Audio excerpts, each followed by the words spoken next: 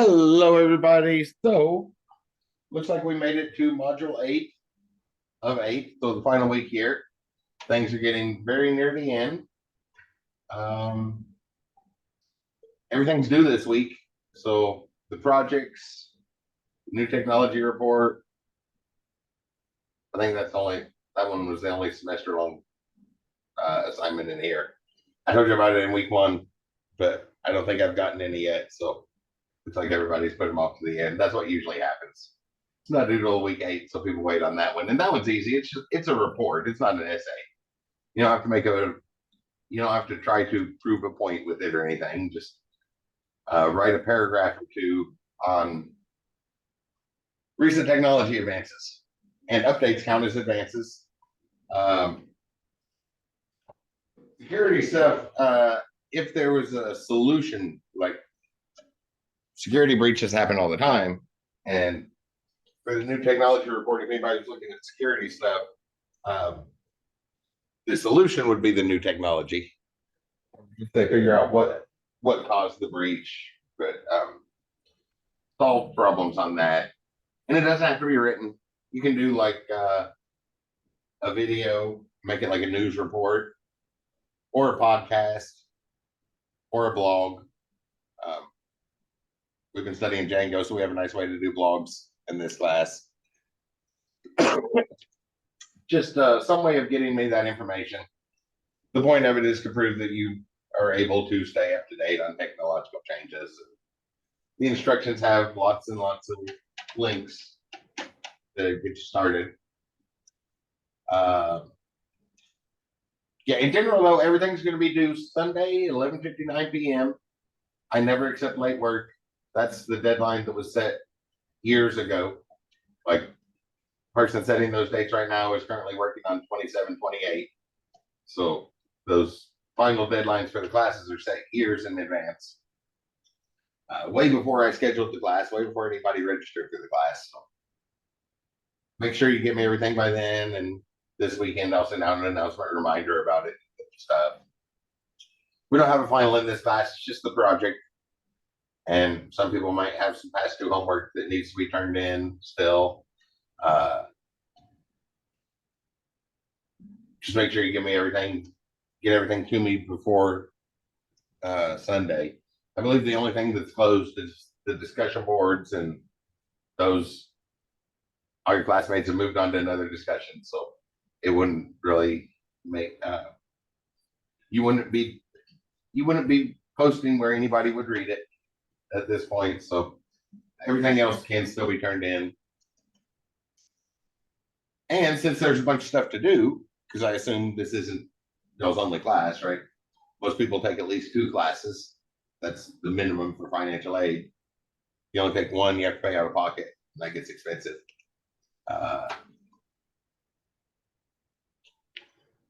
Most people take way more than 1. Most people take way more than 2 classes too, trying to get things finished. So I assume you have lots of stuff to do. So in general, this tonight and Wednesday are going to be kind of short, maybe only an hour long, probably up till about 7:15 or so, the time we would normally take a break. Because there's still a lot we can see, but just sort of some random odds and ends. I guess we can jump into those. A couple that I put on the list tonight will probably wrap up about 7 o'clock, and then you have a whole bunch of time to work on stuff. And yeah, until 9:50, our scheduled time, I'm not going to do anything except sit around and wait on questions to come my way. So it's a good time to work on your homework, or if the temperature hasn't dropped, enjoy the nice weather for a few minutes. Down here, right in the Ohio Valley, we have warm days all the time. For those who live up north in the state, if you look at the average numbers, it says we have very mild temperatures, but there's never a mild day. If the wind blows from the north, the rivers funnel in air straight from Minneapolis, and if the wind blows from the south, it funnels air straight up from New Orleans. So we never actually have mild days unless the temperature is rapidly changing past it in our area. But so we've had a few nice ones, but I talked to people up in like Fort Wayne and Lafayette today, and they said it's warm up there. Warm for Fort Wayne if you live up that way. So not like Evansville that got in the 80s today. But nice weather. Taking a moment to relax when you need to relax is going to make you more productive than if you try to push through and do stuff when you're exhausted. So, but we'll have plenty of time for that. A few other random things. So let's start Python here. Here on the Windows system.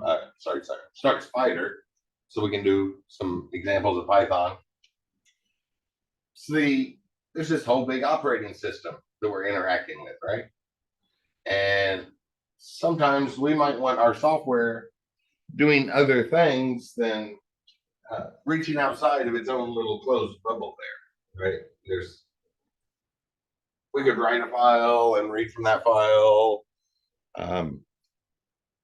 But there's a lot of other things that we might need to do as far as interacting with the operating system. So let's start by looking at a couple of those modules. There's really 3 of them. So SYS, short for system. Actually, let's just import that. Import sys. And the other 2, I always do it this way. From OS, import everything. And from os.path, import everything. So OS is a module. It's kind of like we did in that week 5 assignment, where instead of importing the module, you import the folder that stuff's in. Those instructions had you write it right in the init file. Usually we would write it in another file and just list out what we need in the init file. But OS is a folder with a whole bunch of things inside of it. And one of the things inside of it is a folder called path. So we have to do it this way to get in the other one. And I always import it this way, just import everything from both modules. And I've definitely lost track of which one's in which folder over the years. But there are some useful things there. System's important. So first one, let's print sys.path. We save this. Documents, examples, and I'll just call this operating system.py. So here's sys.path. On that output, does some of that stuff maybe look familiar?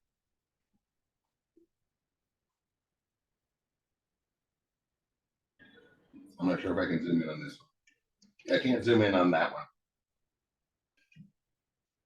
But this first one here, well, we can tell it's a list, right? We just printed out a list.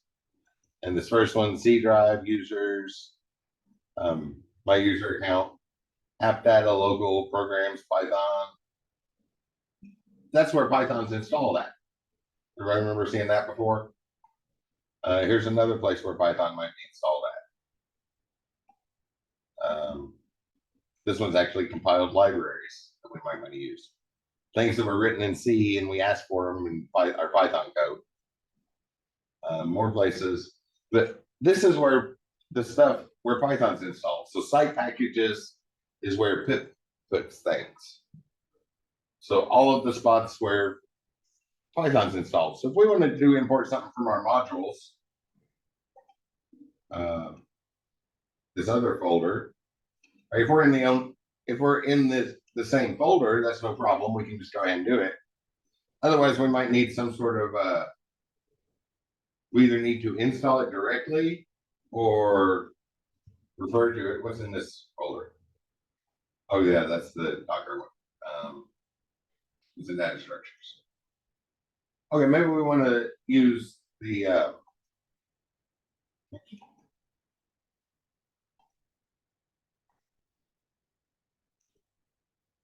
maybe we want to import this structures thing.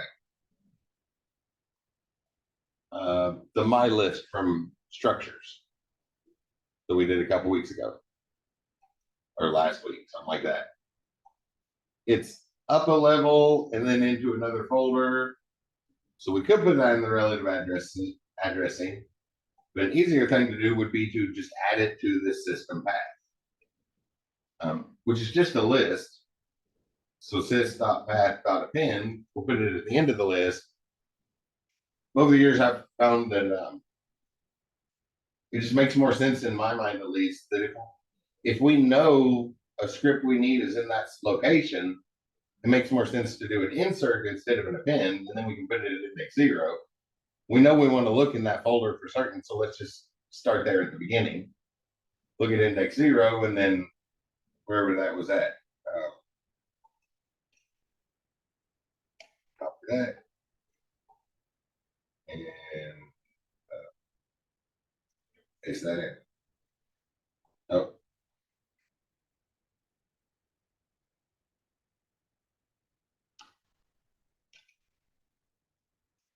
Switch all the backslashes to forward slashes like Python prefers.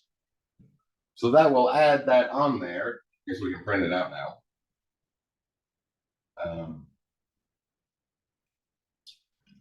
Actually, we could make cause the error, right?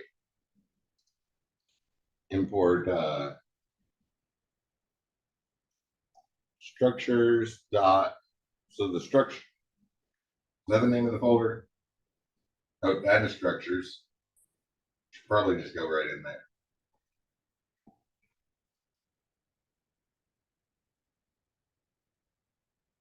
And then we can import something from that file.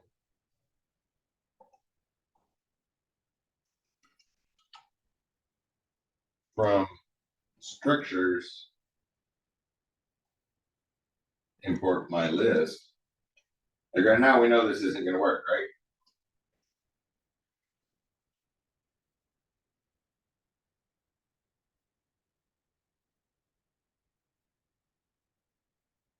X is a new my list object, and make 3 the root or something. I think that's how we had it. Yeah, and we get this message. The thing we're trying to import can't be found.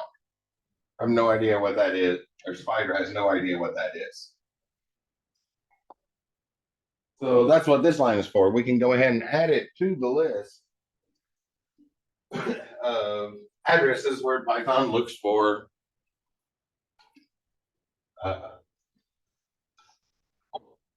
other module. Now at least we don't get an error message. I guess we can print that out. Print X. And you can see the results of that. So that's pretty common. When we make a large project, we're going to have our script scattered around several different files. So the easiest way to get around it is just include where to look for all the files we want to import at any given time. Just automatically add it to the list. Oops. There's a lot of other stuff that can be useful in there. If we do sys.dot, you can see some of this stuff on there. Things are args, some variables that we get in the way. I was looking for the functions. Audit the events that are happening, hooks.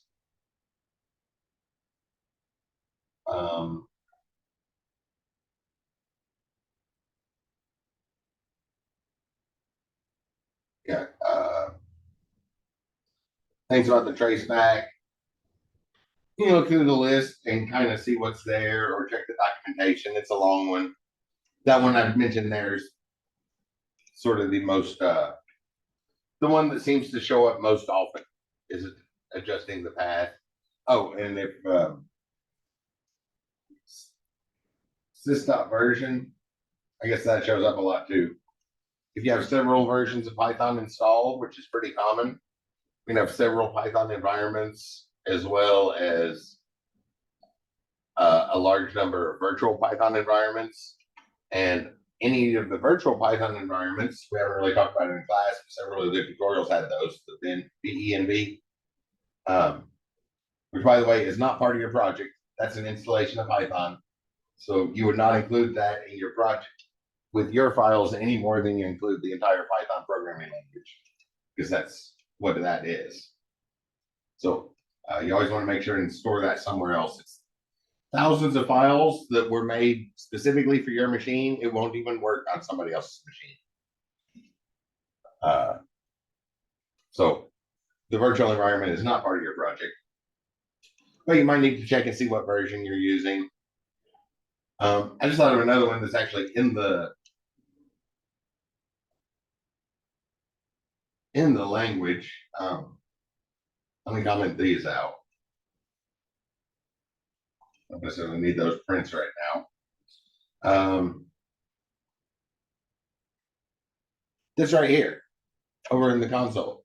Every time I hit run button, it just runs the file, right?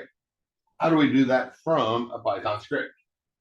If we have Python code, like make a new file, and give this a quick save in the same spot, or use something different. Where's like one of our early Hello Worlds or something?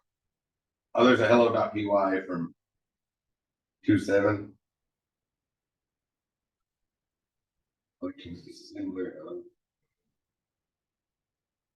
Well, I see a hello.py, so let's use that. It's in the same folder. So what if we wanted to run that? There's this execute method, exec, this part of Python.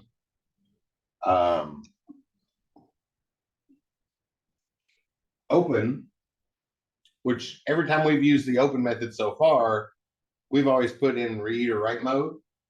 But if we skip that part, if we omit that, it's automatically read mode. So open defaults to reading files. So let's read hello.py .read. So we're going to open that other Python script and read it, and then execute the code from it. And we should see Hello World open up over here. Let's see. Let's make sure. Where's files? Way down here. Wait, where did I save this?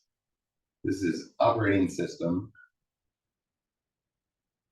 Okay, yes. So this folder, I can see hello's in the same spot. Okay, yeah, that was just an emoji one. That's what most of the Hello Worlds were.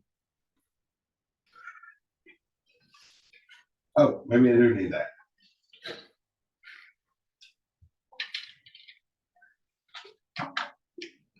String object.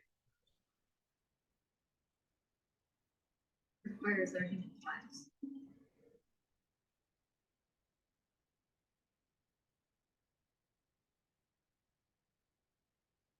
Why didn't I like that? I've done this many, many times. Let me do a shorter example and come back to it. So then we have a string equation equals 3 times 7 plus 9 minus 4. All of that divided by z. And we'll set z equal to something here. Z equals 15. So z has a number. Then if we say execute equation, it should run that string. Oh, I guess we need to print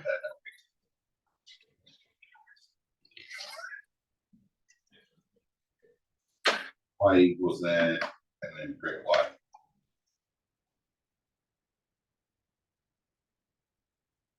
None, but it knows what's there, right? It didn't crash here. I have to go back and figure out what I did wrong on that last one. I've done that many, many times. I'm not sure why it did crash. Let's put a breakpoint in here. I have to go back a line and put a breakpoint there, and just watch the stuff as we walk through it. Variable Explorer. Run the current line. Put the equation into RAM. So we have that as a string now. And we do execute. Oh, I think I wanted to step in and do it now. Let me try that again. Run in debug mode. run that line, and now step into the function. Cast it as integers? What's that? Do you have to cast it as integers? Probably. Let's stop this run. Okay. Run that in the first line and step. Now we should be ready to step into the function. I was expecting something to show up here.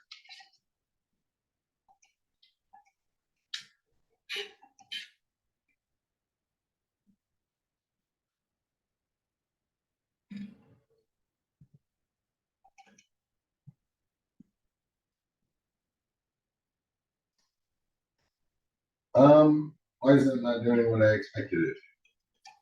Open that in the help menu. Let's do it that way. See what the return is.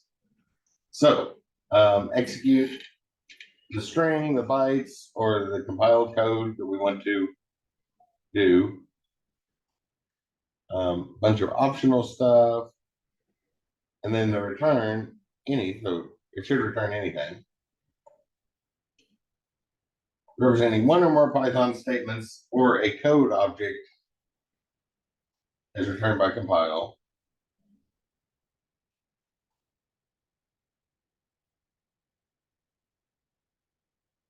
Why isn't it returning anything? There should be a return here. Oh, because I don't have, it's not an equation yet. Let me do it this way.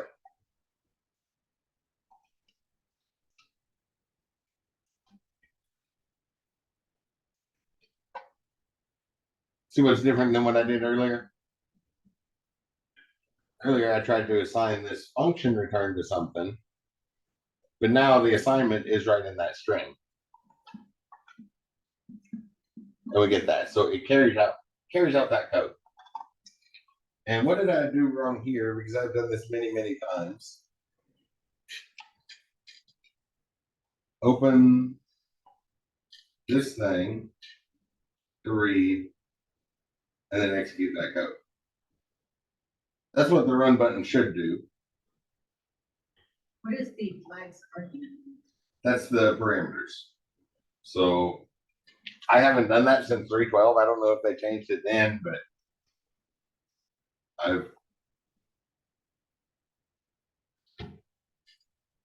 let's see what the print looks like. Print that.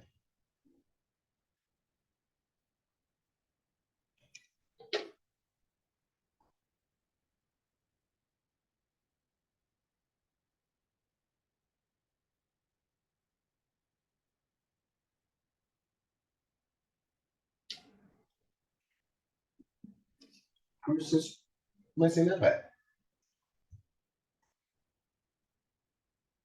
Open returns our file handler, right? We've seen that many times. Do we need to comment out the equation below it? It crashed before it got to it. I typed something wrong. I've done this many, many times. So I'm not sure why it's not working now. So we want to open that other Python script. I'll put the R in there. So I've skipped that many, many times. What happens if I just do this? Nope, it doesn't like that. I don't know if that's new in 12. String object cannot be interpreted as an integer.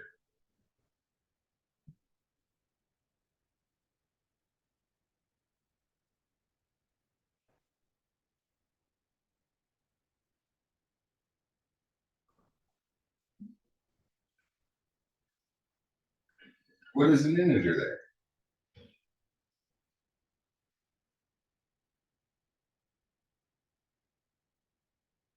So the flags is the read, right?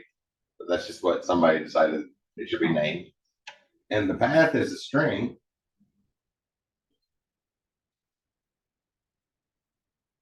We do mode. Mode equals that.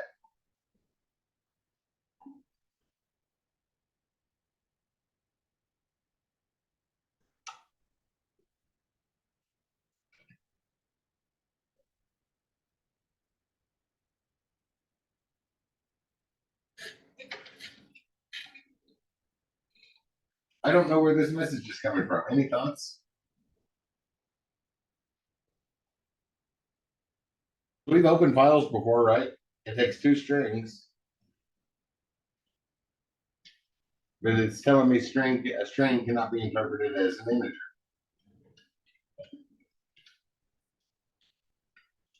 On line 27.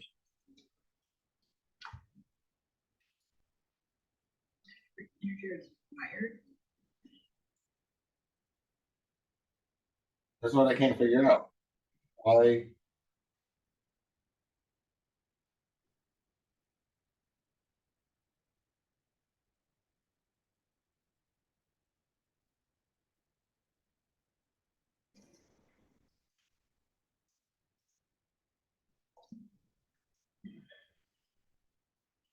I do not see an integer there.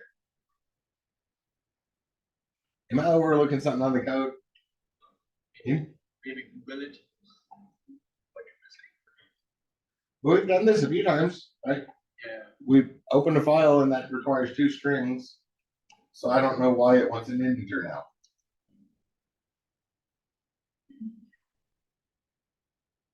It doesn't make any sense at all.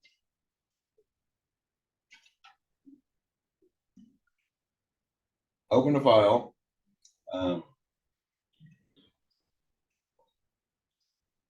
Not really anything helpful in the documentation there. Press something. Open it. Yeah, I was just gonna skip that part with open as file.read.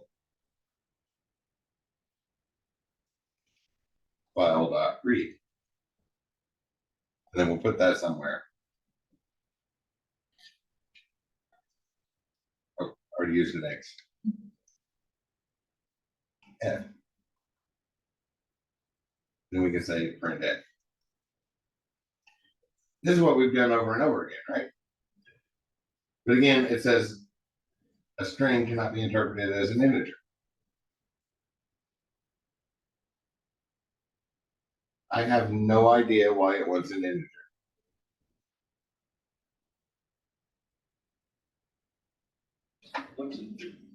What's that? What did you put it? And where? Hello.py. Yes, that's a file that's in the same folder. But we've opened files before. It asked for 2 strings.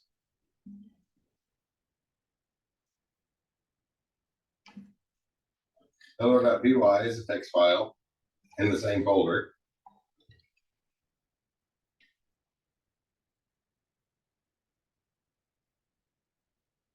The string cannot be interpreted as integer. I have no idea why it's doing that.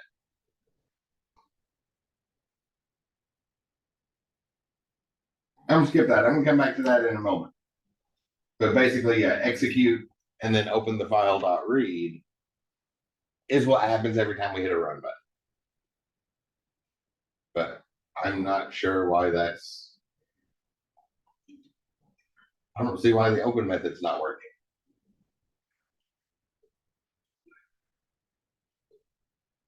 Unless that's the wrong open method. Actually, that might be the wrong open method. Let me comment out these and try that again. Open hello.py. Let's see if this works. Oh, it didn't crash that time. So apparently it was something in OS. There's another open method in the OS module that it was trying to use. All right, let me try that again. So we want to open the file and read it. Then I'll put my cursor back at the beginning, and that has Python code. So after we read that code, we should be able to execute the code and see the result from that.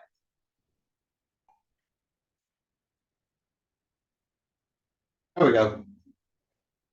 I forgot there was an open method in the OS. It makes sense. Actually, it's an os.path. But watch,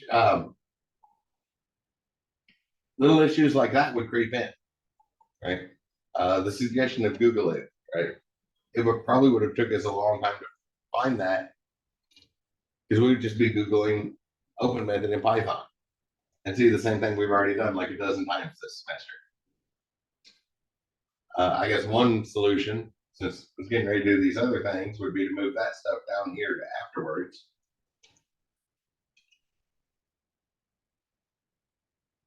And notice the errors though from when this happens.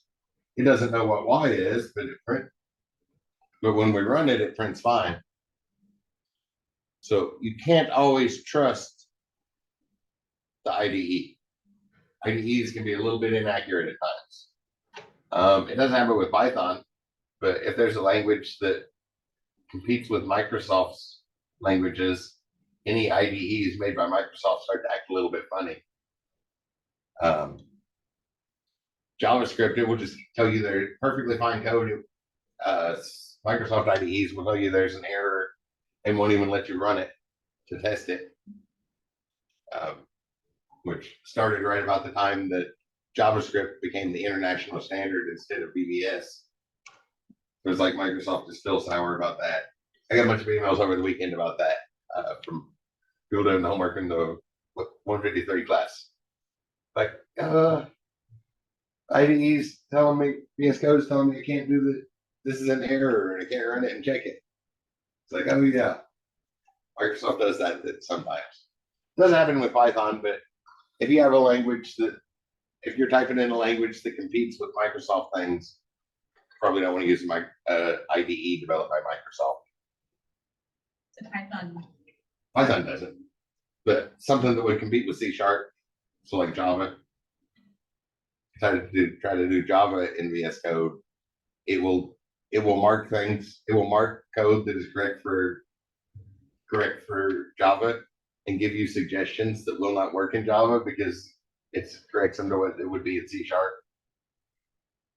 And then with JavaScript or ECMAScript, JavaScript was selected to become an ECMAScript instead of VBS because Microsoft just flat out refused to collaborate or even acknowledge that the W3 consortium was asking them to make changes to the language.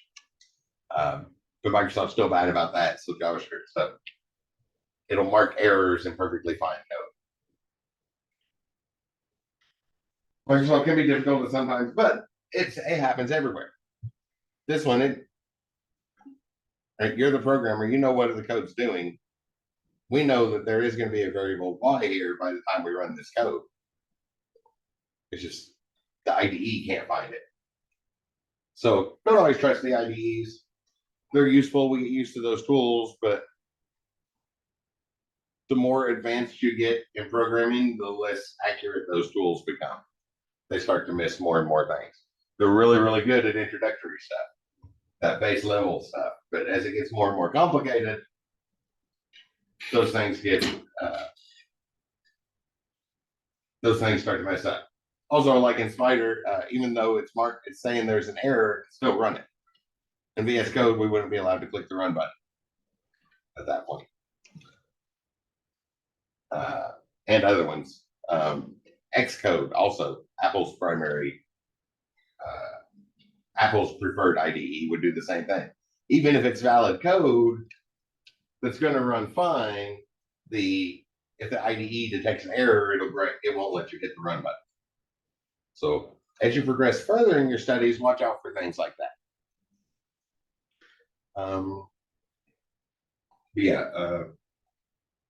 These two things about sys,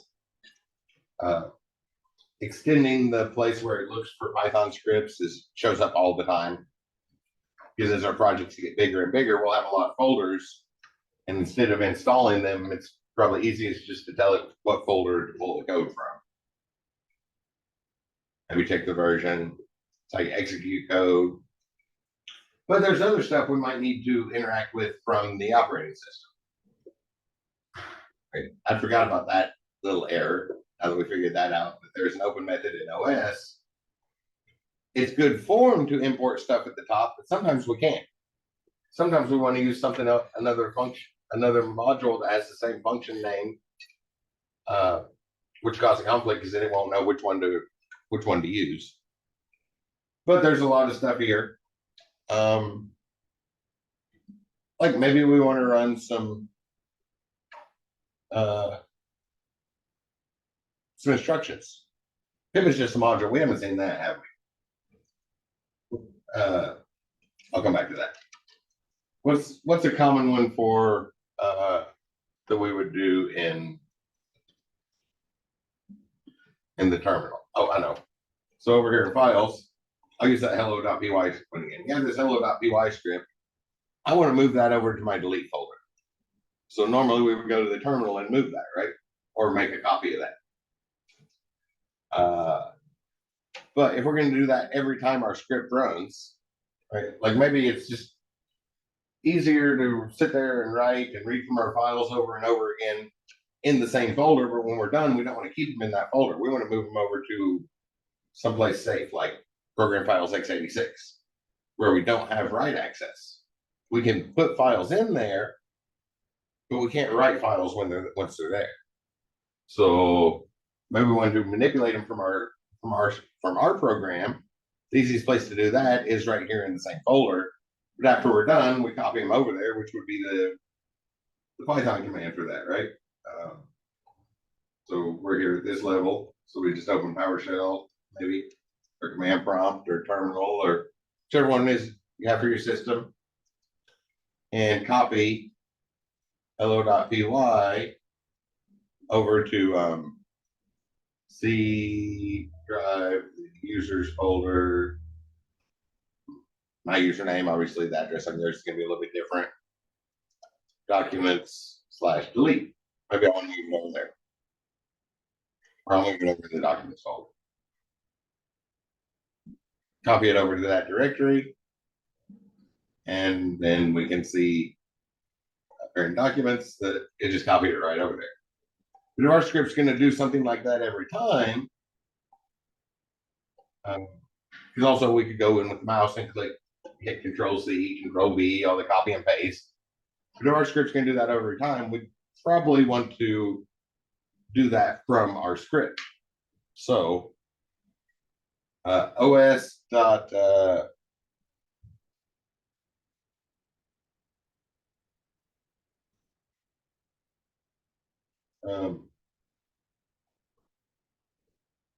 System, right? See it on the, oh, there it is, os.system.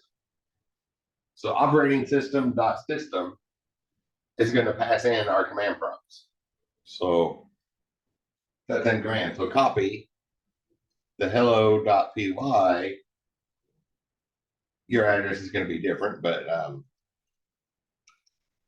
on mine, it's the users folder, this username, and then the documents folder. So the same thing we just seen. Copy the hello.py script over to there, which I did it quickly. Y'all can see I just deleted that one. Now, when we run this, oh,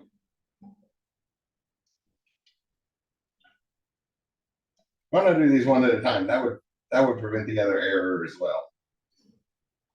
I usually just import everything and do it, so maybe just do this way. Import OS. Go. Trying to type in two different syntaxes at once. So let's go back to import OS. Syntax of the command is incorrect.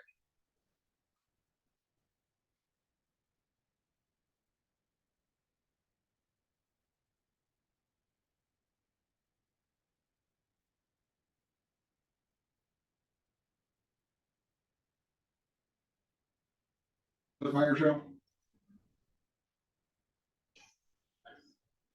Let me try that again. It looks right when I look at it, but maybe my eyes are off or something.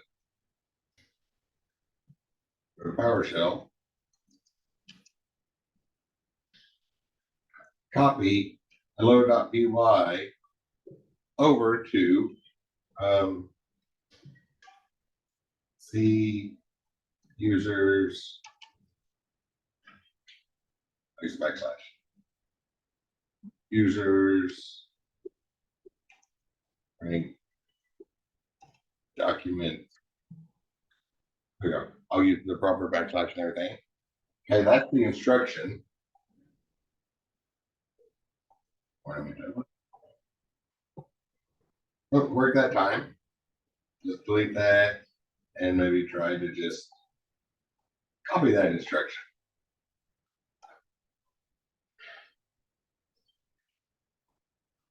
Use forward slash in this one. So here, those backslashes are a problem, right?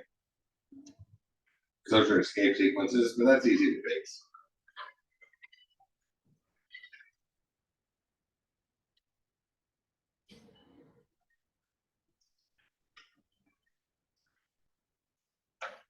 Work that time.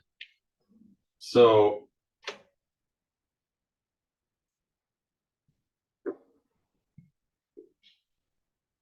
Windows systems should be using backslashes, right? But, well, we can go over here and see that the file actually copied. See if it run it over. No surprises there. We got a message that said it was successful. Windows systems should be using backslashes. When we type in PowerShell, we use either one. Normally, when we do an address in Python, we can use either one. Here, when I tried the forward slash, it did not work. That's because it's not running from a text input thing here. The Python interpreter switches it to bytecode and then sends that to the computer, which is the same thing PowerShell does after we type. So we don't get those before we type or right after we type adjustments. But then this would be problematic on another system, right? Because I could also do from where we're at,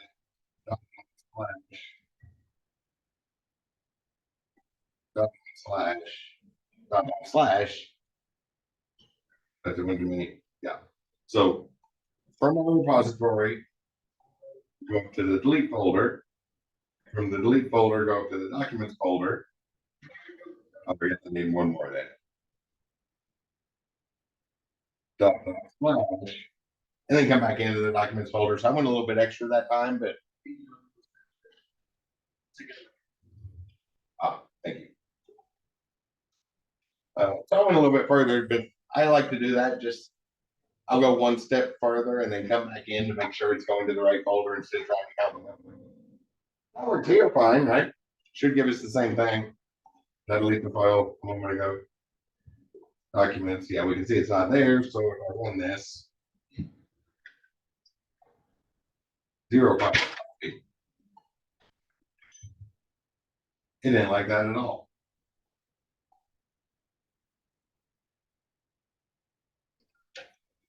Is it one too many? Yeah, you only have C and user and Frank about it. Only 3. Oh, I was going upwards. So this one's our repository. Oh, wait. C, user, and Frank. Yeah, I counted the repository. So we're in the repository, then the delete folder. We're in the documents. Oh, I was going to documents. So from where's the folder? Here's the file we're in. So we need to go up one. It's only showing the repository. I went one too many. I counted the repository. So we're here. So up a level puts us in delete. Up another level puts us in documents.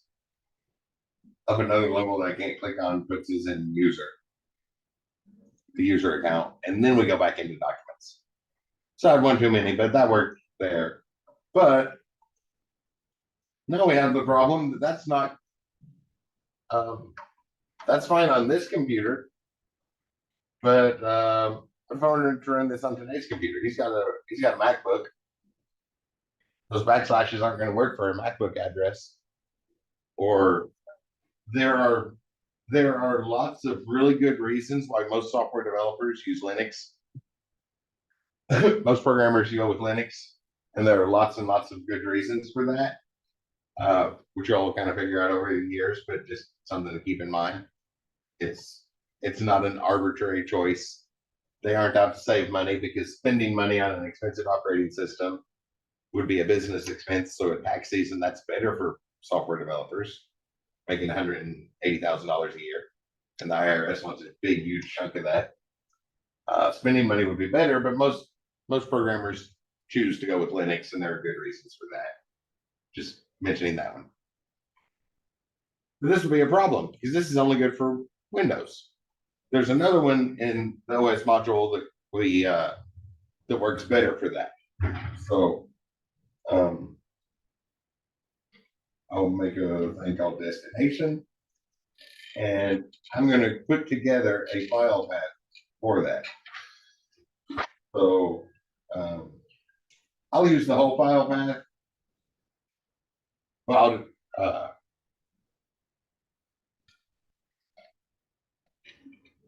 yeah, I'll use the whole file path. So we have the C directory. Oh, what would be the best way to do this? I'll go back up. I'll go do the backup thing again. So we want to do //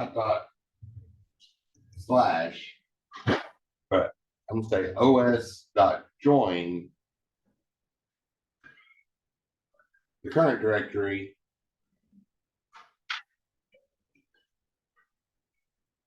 We want to join two strings. I'll just do the whole thing. Probably easier. So like C drive. I'll go back to the slashes that are easier to use. C drive and the users folder, which obviously this is going to be Mac Windows specific again. So that will join those two things together. Print that out. I was trying to do it all cross-platform. So that worked correctly. Destination. There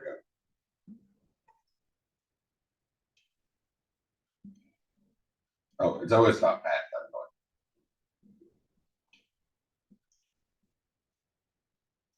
Import os.path.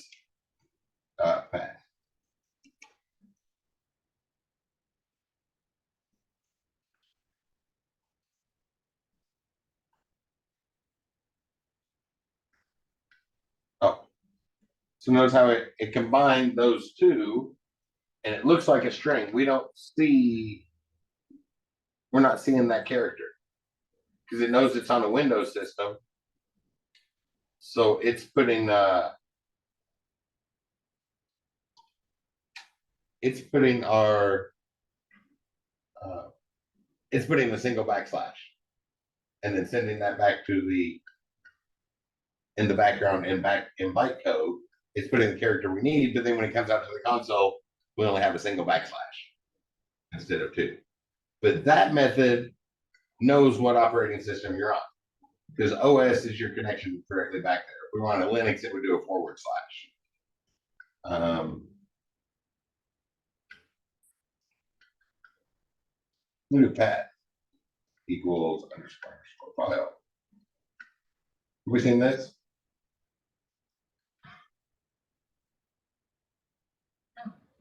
Underscore file.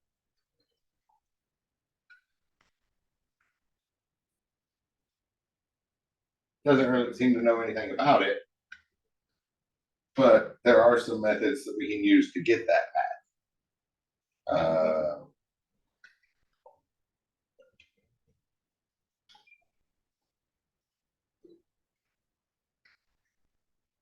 OS is it under Git? I'm not sure if it's OS or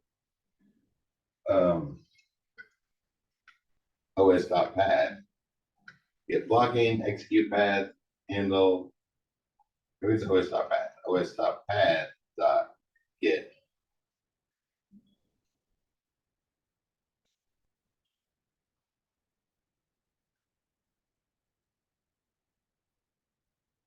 Print file. So we haven't seen that one yet.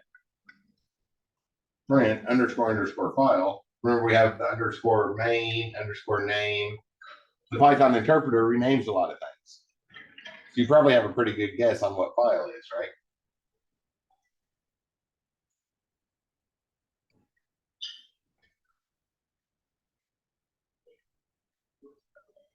We have we print it out, we get the whole file path. So that's probably a better way to do this. Use rank documents, find out where we're at, and then just use like the first half of it or something, right? Because we can easily determine this. I think there's should be some stuff to it. So like get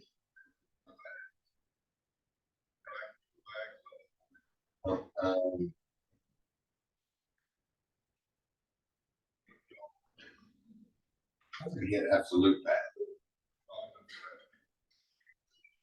But I can't seem to remember the name for it. But this gives us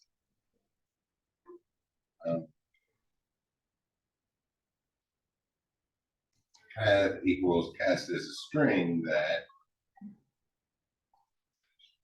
and then if we print that, we have that as a string so we can start working with it. In our case, 1, 2, 3, 4, 5, 6, 7, 8, 9, 10, 11, 12, 13, 14, 15, 16, 17, 18, 19. So 19 characters in that file. So we can print it without that. There's a method to do it. I usually do it this way. So print from the beginning to minus 19. Oops. Minus 19. Gives us that first part of the file path. If we know that file, if we know precisely what it is, we can go back a little bit. But multiple ways that we can grab that, and then we go the other way. 1, 2, 3, 4, 5, 6. Split it up into an array. That's another one that I've worked with a few times. Print path dot split, and split it on that backslash character. Here we go. Gives us an array, and then we have each part of it we can use, and then join back together into a new file path. Things like that can be somewhat useful. They'll show up at times. There's often a need to go back and work with the operating system and look at things. So I'm put this command back in there. C:/ users right documents. So we'll just keep copying and pasting that file. Oh, I forgot the slashes. Slash, and then it's good form to put it at the end. Okay. Copy one file, copied one file. If I run it 3 times, it's just overwriting that same file. So we're still getting the same thing. But you might need to break it down, in that underscore file is the most direct way to get that. And it's an object that has a bunch of methods built into it. So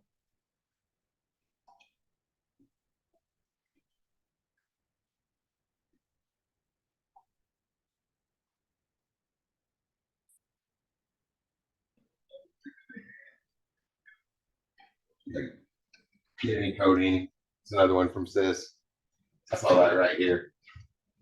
We're probably using Unicode, but not always. Sometimes we might want to change that up for some reason. Maybe we want to use smart quotes. Maybe we copied and pasted from Microsoft Word and need to change encoding. Lots of odds and ends. I was just kind of looking at some random things.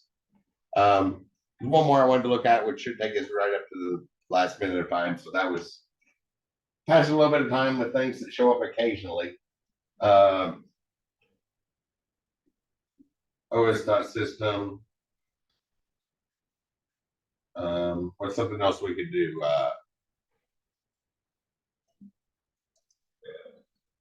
Get add dot.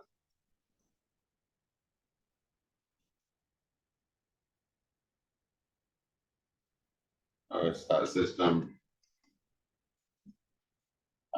Get commit dash m an escape sequence for a string or a quote mark from the script. Close that, finish the string, and that's just another command that we can run from our script. There's our message. 4 files have changed. 63 lines inserted, 4 deletions.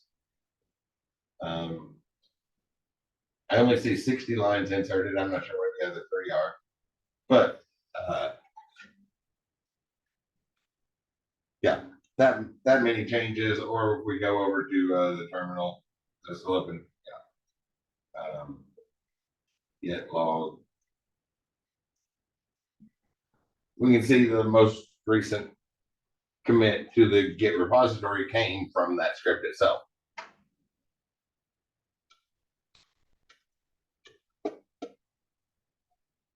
What do you think would happen if I run that again? Would that cause an error?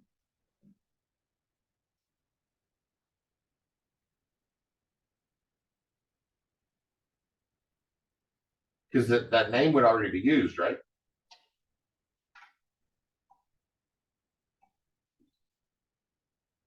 Oh, nothing you meant. We have to do some stuff.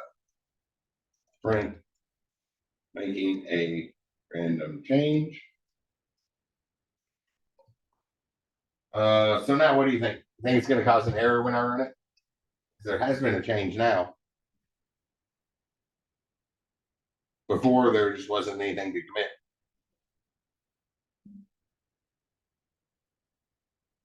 No thoughts? I'll run it. Probably. Oops. Run it. Right click, not left. Oh. 1 file changed. Did all that. We look at the log. Get log. 1 line. Here's all of our changes. It has no trouble with that name each time. But notice each one of them got a different ID. Dash M is just message. That's just something to help us remember it. We can refer to it that way, but we really shouldn't. The ID is much more unique. So we could keep running this script over and over again, and that's going to keep committing to the repository.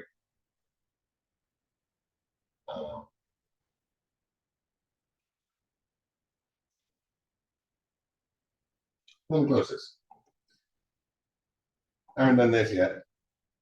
But we're just kind of passing some time because there's 3 functions that I wanted to show you and then wrap up about 3 more functions on the list I wanted to show and wrap up about 7:15. So documents, the delete / examples folder.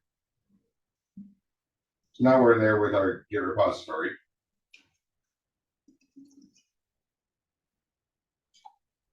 Move this up so I can. I'm not sure what I did there. Clear that out. I was trying to type with the words off the screen, so never a good idea to do that. Git log 1 line. So here's the last change. I'm going to copy that ID. Git revert. I want to revert. Yeah, I'll do revert. This. Looking for a commit. That'll work. So I'm just going to hit WQ, write and save, write and quit for Vim. Get that out there. 1 file changed, 2 deletions, but we haven't done anything in our file, right? All I did was close the file. Look like I covered a spider and open that. Just because we haven't seen that yet.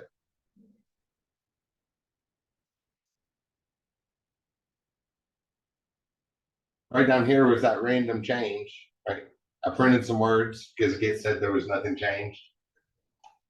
So that's another thing with version control is we can roll back to an earlier version. Everybody see what I changed there? We did this once, and then the second time we had to make a change, so I just printed some random words here. And then I went over to the repository and we haven't seen any version control. I just switched it back to the earlier version. I go further than that. I suppose I'll leave that one open because that one's been there.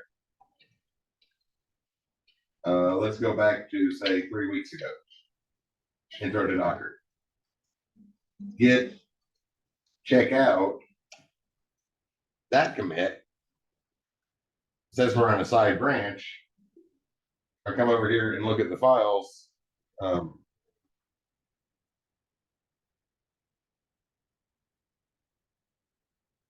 Or in here, we can see them a little bit better. That file we've been working on this evening is no longer in our folder.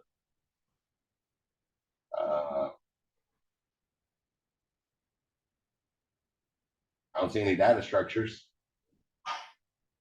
I went back to week 4. That's what I did there. So this is where our repository was in week 4. So we can always get back to an earlier version. It can be dangerous to do that. So Because you don't want to change the past. yes, exactly. You don't want to change the past. So really what you want to do is you want to create a new branch from that point. So I'll check out and then I'll create a new branch from this point. Then I can get back to the main branch that has the later stuff. But I'm just going to exit out of it. I was just doing a quick example of the version control stuff. That revert that I did a hard revert that cannot be undone. So I switch back and I need to reload the view. Oh, it reloaded it after a second. There's the file we've been working on tonight. So it's back in there. So that's what a repository is. A repository is not a place to store code.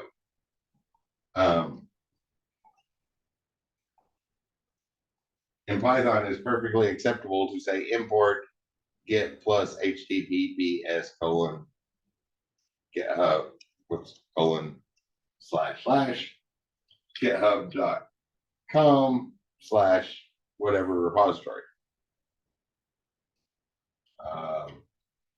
Chris 5/SDEV 220-spring 2024.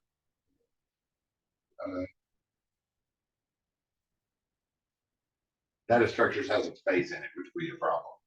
I need one of these folders that doesn't have a space. Database. Oh, or Zoo. Zoo had that. Zoo. That is perfectly fine. Probably do that as Zoo. And then we can import our animal object. So that happens a lot when I'm grading your code. Any of y'all that tried to put zip files on GitHub probably got a message from me being like, I can't run this code because it's a zip folder. The only way to run that code is to download and unzip it, which is considered a security risk. So if you were to do that on GitLab or Gitbucket, you would get flagged for a security risk. If you put a zip folder on a repository. A few people have gotten those error messages this semester, so I thought I would point that out. Now back to the last thing I wanted to look at from the operating system tonight, because yeah, we're down to about 10 minutes or so to what would normally be break time. But since this is the last week, all the homework, all the projects and essays and past due homework and everything's due by Sunday, it's gonna be short nights every night this week. So mostly time to work and answer questions. What all do we have in our folder? Right, we've been using this files thing, which is kind of useful, but it's not very helpful if we want to use that stuff in our script, because all we can do is look through there and find it, right? when we pulled up that hello.py script earlier, when we ran it, and then when we copied it, we just found it on the list and retyped it. That doesn't sound like a software solution to something, right? So, print, I think it's under path, os dot. I always do the import everything. Oh, it is here. List dir, and then the path of what we want to list things out for. So I'll just put a dot for the current directory.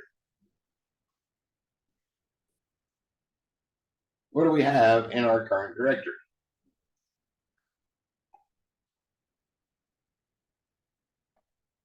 Oh, there's all the files. We can compare them one by one, but notice some of them are files and some of them are folders. So we probably need to determine what are files. So or organize that a little bit, right? So it gives us a list, so that's easy to deal with. We've seen that many times. We can say for F, I'll spell it out, for file in os.list directory. On window, when we're talking common normal usage, we separate and make a distinction between files and folders. But to the operating system, there is no difference. They're all files. A folder is just a file that has other files. It's a file with files inside of it. The computer doesn't make that distinction. Humans do it a much higher level. It's an abstraction we put on there. So we can go through there, list out everything in there, and if os dot, I think it's under path. Oh yeah, os.path dot is directory is dir. Then we can look and see if that thing is a file. So we'll list out all the files in there. There's actually a problem with this. Print file name. We know we have a bunch of folders, but it's not going to like this, right?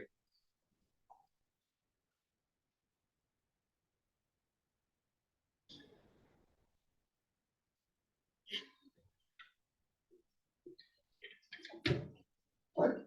Pretty changes.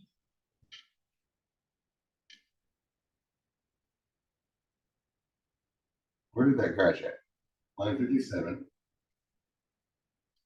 Why did that error message happen before that stuff?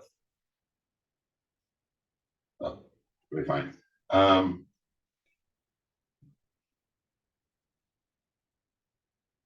Oh, no underscore there. Remember that wrong? Let me try to use the predictor text. os dot path dot is dir.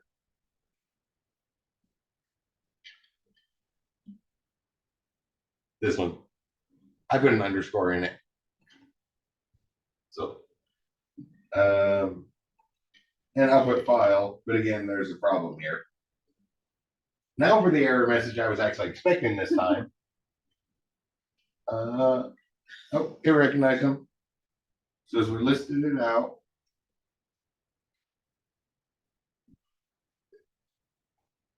there's all our folders. But if we wanted to say list one of those,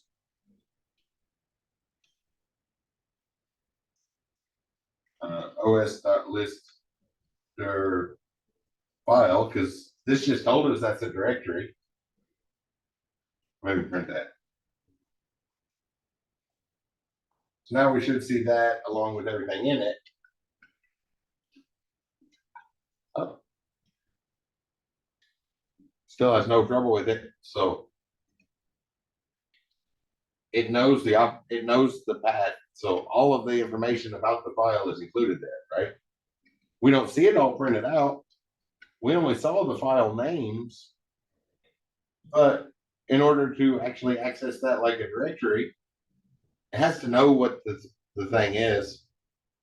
I'm just gonna separate them. So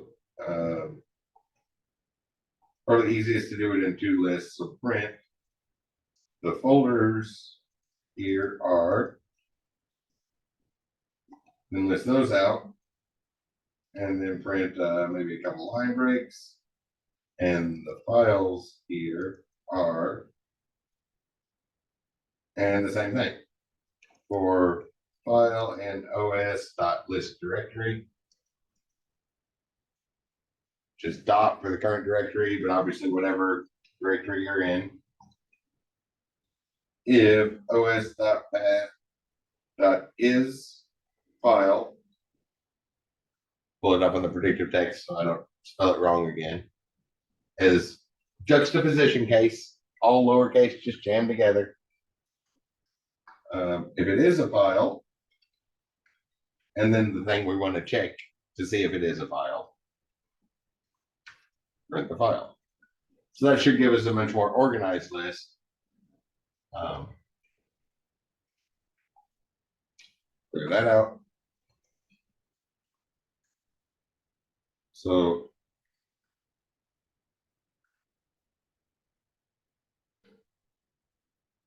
there we go.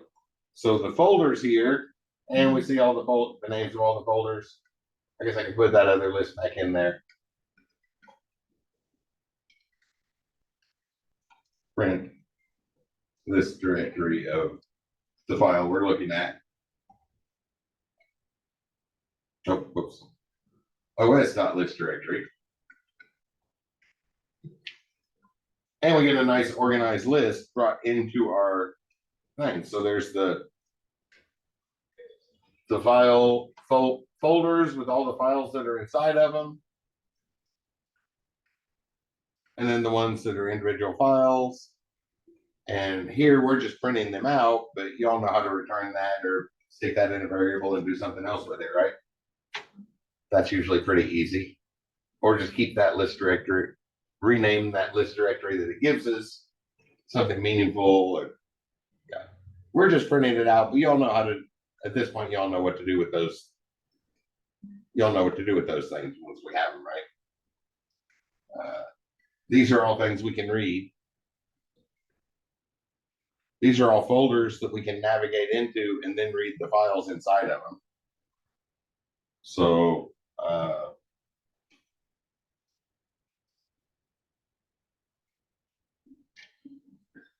what order to come in? So where was the one with those last of the payroll? So we know we can see here the payroll, which is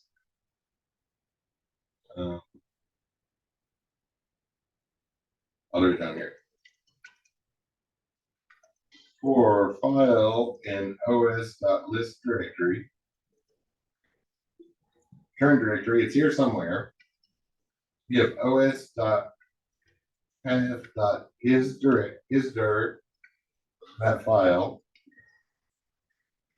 and that file is equal to payroll, then that's the folder we're looking for, right?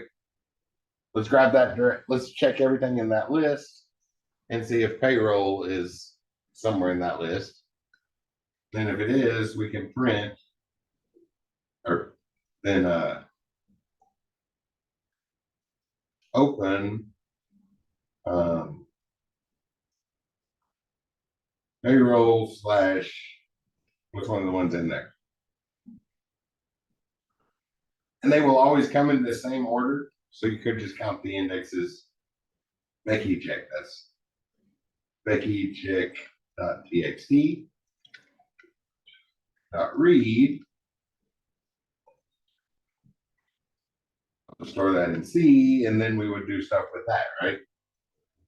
For our example, I'm just going to print it because we want to minimize the clutter in the examples. So there we go. We got this stuff from her from that paycheck, which, oh, the important thing there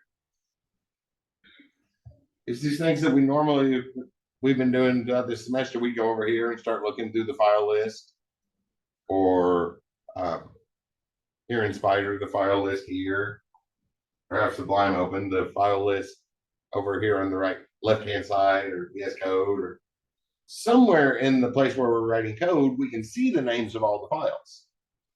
But the fact that those are there means that there's got to be ways in the software we can access them. So as you progress further and further,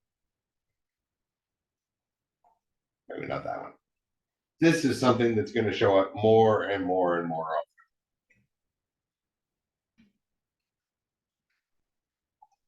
Let me pull up something on my GitHub repository.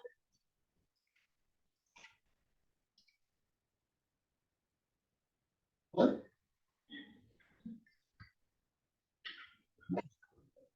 This? Later. I don't have time to read that.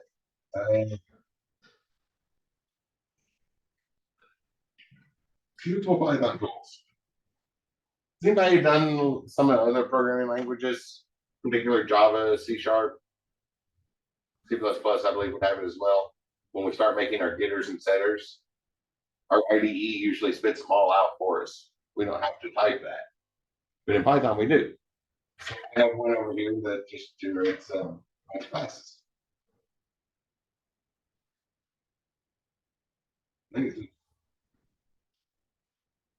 So notice I import from OS, grab path, and make ders. Oh yeah, we haven't seen that. Make ders is the same as make dir in the PowerShell or command prompt or terminal or bash or zesh or fish or whatever command line interface we're using. There's also a make dir that's singular, make them one at a time. But make dirs will make all of them that we need, and one will fall under that way. So I usually use the plural one, whether it's just one folder or a bunch. So here's our where's the constructor? Oh, so we just call this method some module name, the name of the class, all of that. If it already exists, so if the path that we're looking at does not exist, and it's not, the path name's not blank, if it does not exist, then create it.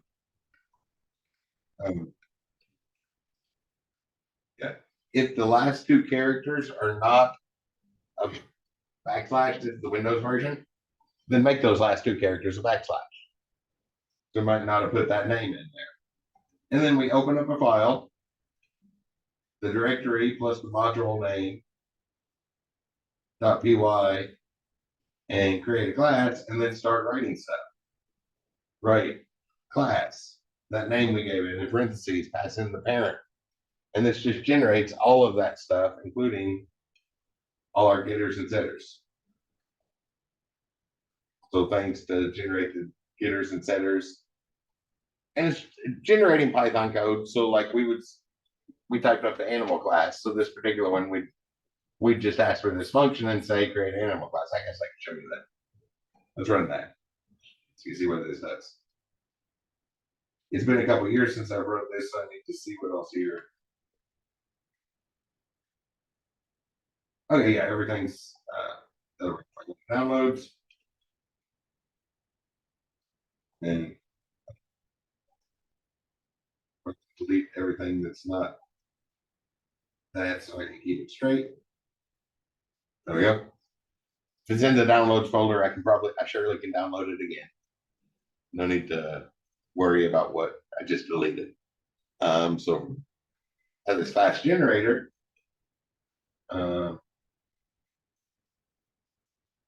Go someplace where we can run Python code.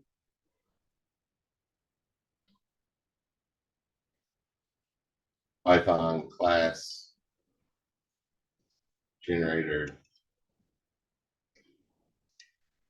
.py. As long as these TVs have been in the room, you'd think I'd know by now to watch the screen here, not the one across the room that's on a second or two delay.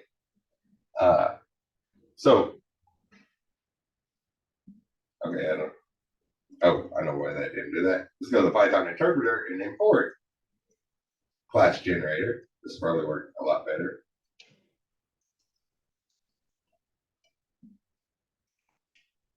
As a CG maybe.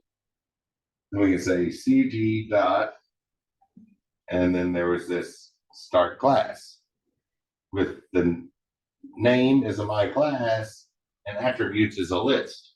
So what attributes would we want to put in there? And then directory, some other stuff that would go in there. But CG dot start class, is that what I called it? In camel case. Let's say name equals animal and attributes equals what does an animal have? Name and age, Sound. weight, and sound. So those are the things that we would want in a Python class, right? So I run it, don't get any error messages, and I look back at the folder. Notice there's this new my directory here, so then change that. Oh, my module, probably should have changed the module name. Then change the directory or my name from the default. But if I open this up with something, like maybe Sublime, that'll work. Notice it generated that was the code to generate that class. So using a lot of that operating system stuff, just writing the file. And then we have all the getters and setters, mangled names on all those attributes. And it's a lot easier to do that than create the other stuff. Probably would want to put in a module and the directory name in it to keep it straight. Does everybody see what that was doing and how it's just using the operating system tools to determine what we have if it's already created, and then just writing the strings because it's just a text file. Nothing really fancy about that. But in the getters and setters, same thing with generating the new function. That was something to plug in, like plugs into a IDE is what that's for. So then we have a nice little GUI window with some text boxes, and we enter the stuff in the text boxes, and we get the Python code in the background without making typos, because the typos only showed up when I was debugging that program. One example of using that, I could point out many, many more, but from time to time, these things do show up a lot. So you might want to get a little bit of practice with that, just working with the files and the folders in your operating system. And that's what I wanted to cover tonight. I was planning on ending just a few minutes ago. Wednesday will be about the same. We'll just kind of talk about some odds and ends as build time until 7:15, 7:20, 7:30, somewhere in that range. The time we would normally take a break, and then that'll leave plenty of time to go work on projects, pass through homework, anything like that. Does anybody have any questions? I guess I should run this one more time to make sure we're up to date on our repository changes. Because every time we run that script, it updates the repository. Now I can just go push those back to the since the repository's up to date, I can go back in here and wherever that is, and just git push origin name, whoops, origin on the main branch, and it flashed past really, really quickly. Hopefully there were no error messages there.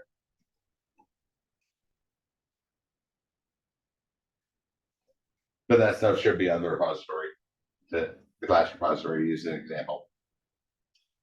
I think it's been more than 5 seconds since asking me if I had any questions. I don't see anything popping up in the chat room. I don't see anybody unmuting. If you have any, until 9:50, I'm just going to be sitting around waiting on questions to come my way. I have an awesome new coffee maker. If everybody leaves campus, I might drive home and try recipes for my new coffee maker because I haven't quite got it all down yet.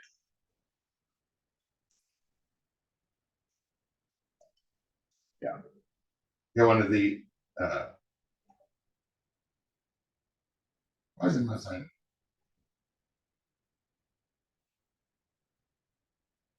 That's weird.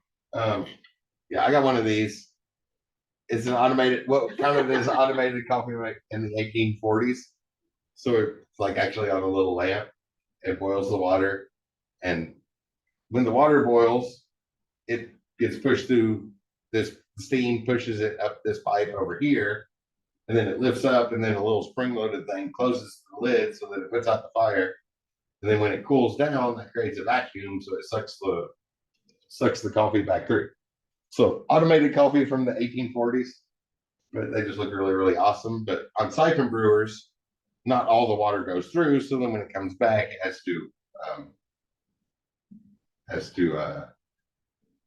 it gets watered down. So I haven't figured out the right ratio of how strong to brew it for how for watering down afterwards. So if everybody leaves, I might go home and do that. But otherwise, I'll be sitting here in my office till 9:50, waiting for questions to come my way. If you have any, please let me know. And we'll probably wrap up about the same time on Wednesday. See you all on Wednesday. I have more odds and ends that didn't make the cut for the class that'll be useful, like that OS module. Oh, yeah.